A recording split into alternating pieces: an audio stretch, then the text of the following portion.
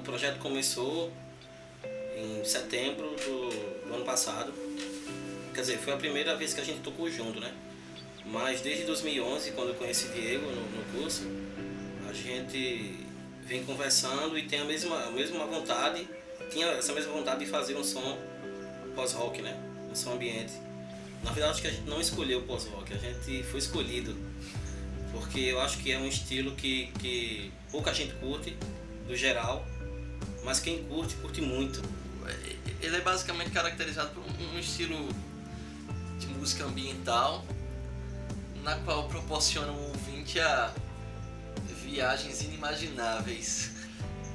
É como se fosse você transcender a sua realidade. Daí vem até o link com o nome, né?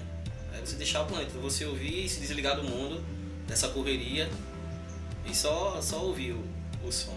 Acho que o principal motivo que a gente fez o projeto é justamente fazer um som que a galera escuta e fala, caramba, eu nunca escutei uma música dessa.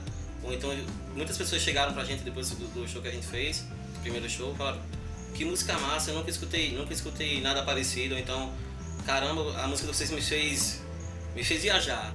É muito gratificante uma pessoa chegar até você e lhe cumprimentar pelo trabalho que você fez. Um certo dia um amigo chegou pra mim, ele pegou na minha mão, eu conheço ele de muitos anos, ele com os olhos lacrimejando disse, velho, é isso, perfeito, nunca vi nada do tipo, principalmente você tocando. Aí, pô, velho, isso é muito gratificante, eu fico emocionado até, é isso.